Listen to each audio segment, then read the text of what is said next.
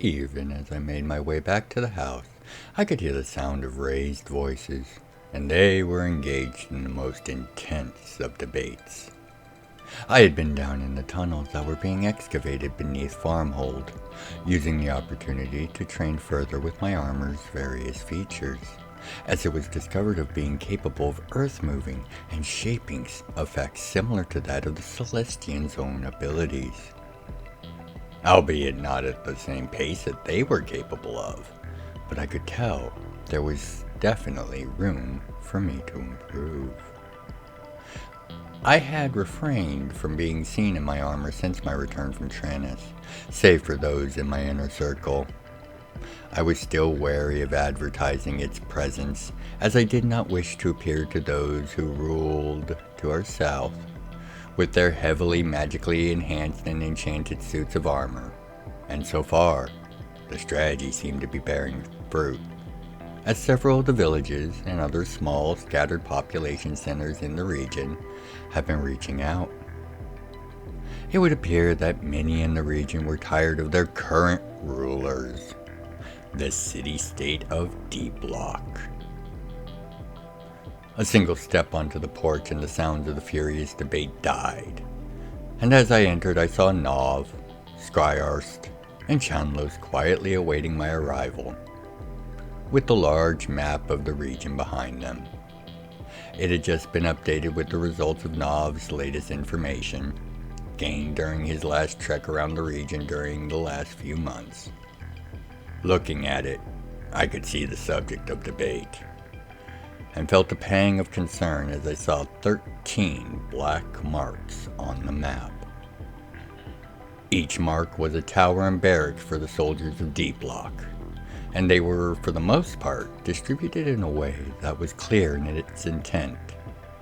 Despite being over 500 miles to our south, it appeared that Deep Lock wished to claim dominion to the lands, as close as 100 or 200 miles away, and it had been made clear that many of the small communities that lay in the middle had no desire to continue to be so ruled. The northernmost tower, itself strangely far to the north from the general distribution, was a clear challenge. Alright, don't act as if I've suddenly gone deaf. What is our situation? I could hear the three of you going at it, so spit it out. Arst was the first to speak. Boss, it's simple. Deep Lock used the winter to erect the majority of these towers. With the little data we actually have on Deep Lock and what they're capable of, mostly rumor to be fair, we can guess that each of those towers could hold 100-200 troops. Many more if the stories of their use of summoned forces are true. 13 stations, each with a couple hundred or more troops. That is far more than we can handle. I'm unsure if we could actually hold off that collective force if they made a direct assault. Clever of them to use the winter to cover the expansion. I assumed magic was employed. It was a bold move, but an expensive one. Yes, they have rather deep reserves, as Deep Lock has been in operation for centuries. No one is quite sure as to where they get their materials, as my contacts in the Grand Caravans are unaware of where the various materials that would be required for the enchantments and other magical effects that they seem to be able to use with little concern are coming from. Nov answered gravely. Our total forces, including all drones, additional forces from Farm, and the existing Cloudwalker contingent, only rises to about 300 total men-at-arms. As this is just the northern face of Deep Lock's forces, this is not a conflict we currently can even hope to bring to a stalemate. Chanlos was clear in his distaste of the situation. What are our options? There are plenty of people living there that have no desire to bend the knee to Deep Lock anymore. We can't leave them to be taxed and worked the way that we know Deep Lock tends to do to the people under its care. Deep Lock would take over all trade and outside affairs for the villages under their protection, only to skim all but the bare necessities to keep for themselves. War would be folly, and that is why I believe they built one of their towers so far to the north. Nav pointed to the oddly placed tower. It's a trap. No matter what we do, if we attack, that allows them to respond to our aggression and possibly take farmhold in a counterattack we can't stop. We let it stay there. It solidified Deep Lock's claim, and they will eventually take farmhold. I've been telling these two we can turn this around, but we need time. Ars spoke up. If you can somehow buy us a year, we can be ready and victorious. How? Ars was not one to boast of things that he could not deliver. If these two would stop fighting and work with me, we could have a full plan of action ready for you in less than a day. The gleam in his eyes told me that he was not only passionate about this, but sure of it as well. Is there any reason the two of you can't at least work with him to see if his plan has any validity? Nav and Chandler looked at each other a moment before looking back to me, only shaking their heads. Then you know what you need to do. Before I could continue, Lassen arrived in a rush through the door, almost out of breath. Captain, a mill of Sawshells is on the move, and reports make it sound like there's an ancient leading them. Where, and how many? Heading southeast from Rotwood's grave, about 15-20 miles from Farmhole. Lassen held up a piece of paper, a missive from a local detailing the mill, and a large Sawshell leading it.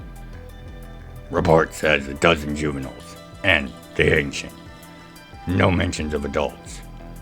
Looks like a migration. Prep the transport and get your steak. The three of us are going to take care of it. I turned to Nav and the rest. You have your task.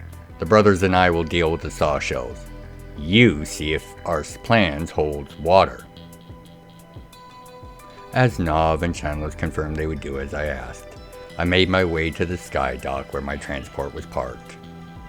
Sawshells were dangerous, and a migration of them, led by an ancient, could level a small city in no time, and thus demanded immediate action.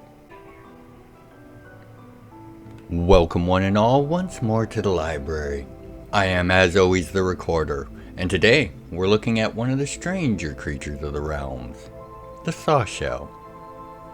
Now my perceptive patrons, please keep in mind this will be just a brief look into these monstrous beings and the reasons they are so feared when they manage to escape their natural environments.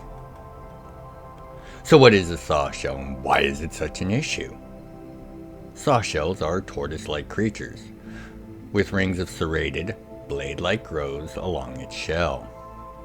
They can be anywhere from the size of a small cat when they first hatch, to nearly 6 foot tall as they age into the status of an ancient.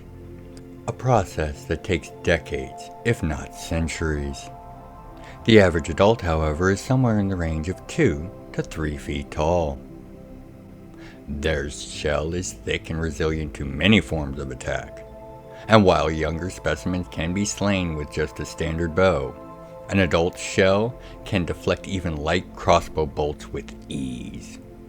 This is made far more challenging once a Sawshell is defending itself, as their primary form of defense is also the main form of attack for the Sawshell.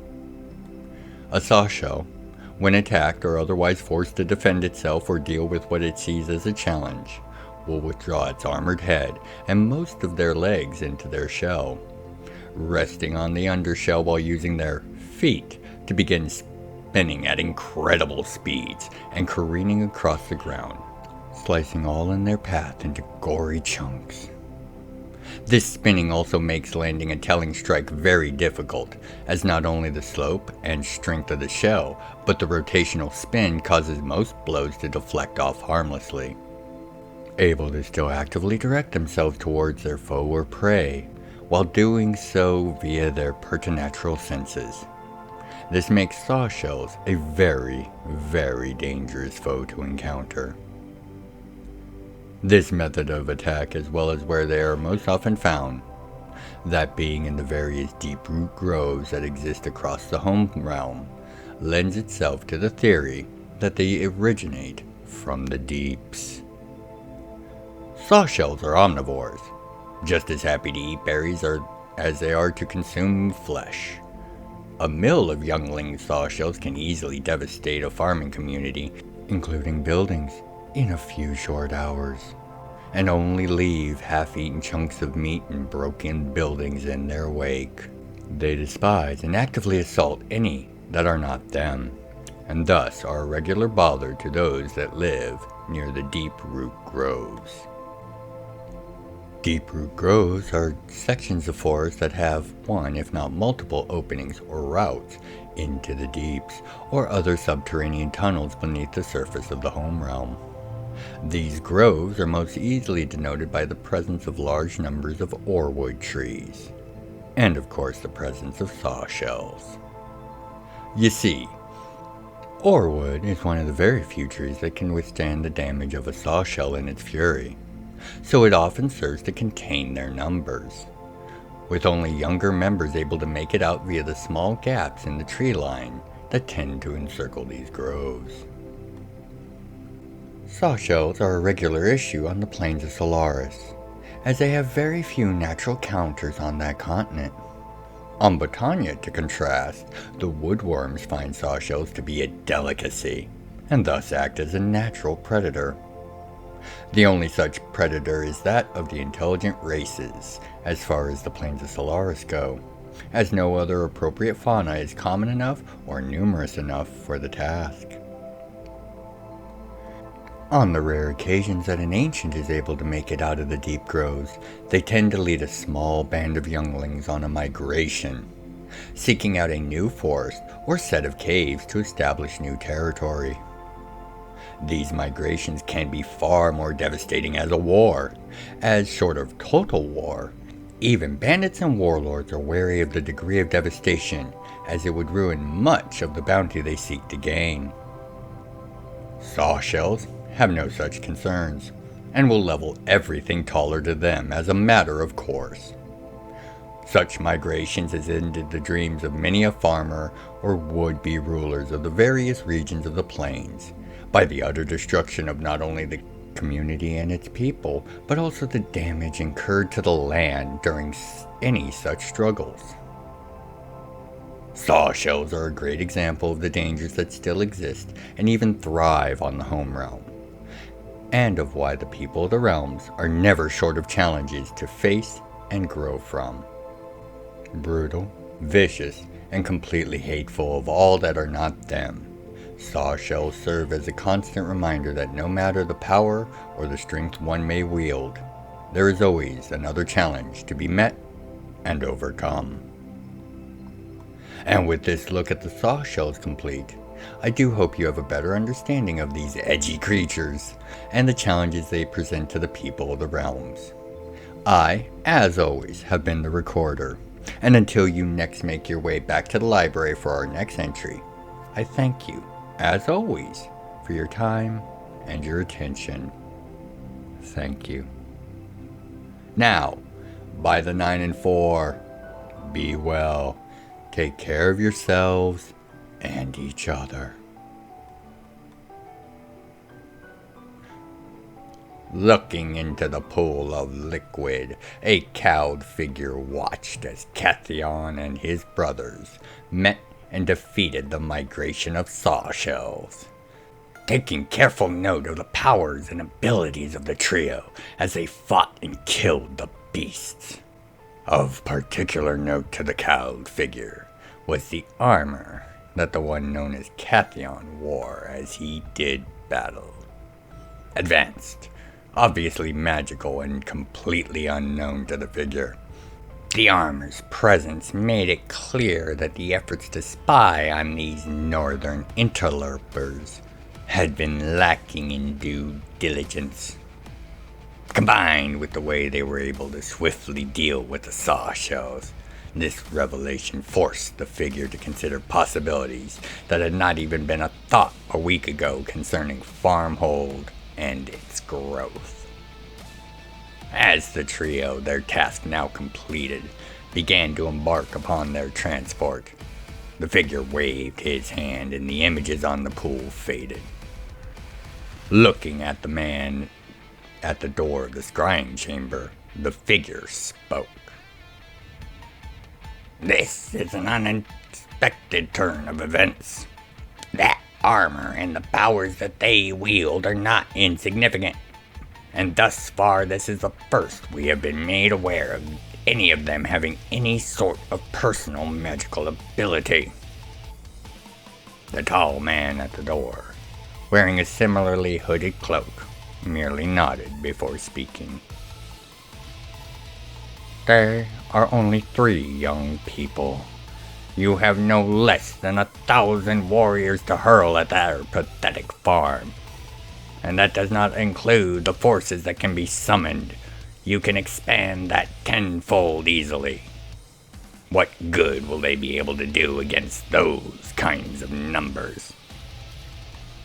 The first man took a moment to consider this. "Yes, and what other surprises do they have in reserve? I was assured that they were not capable of resisting us in any meaningful way, and would serve as an easily conquered northern stronghold for us. This is now in question.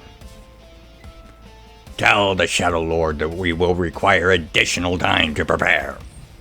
I am not going to risk my position in the region without having better intelligence." The man at the door nodded and turned to leave, stopping half-turned to speak. "How much longer? We were to begin operations in a few weeks." "Damn what the plan was. We will move when I say we are ready to move. If I want to wait until next spring to begin, I will do so. The Shadow Lord assured me that I would be in control of this region and would be able to do as I saw fit.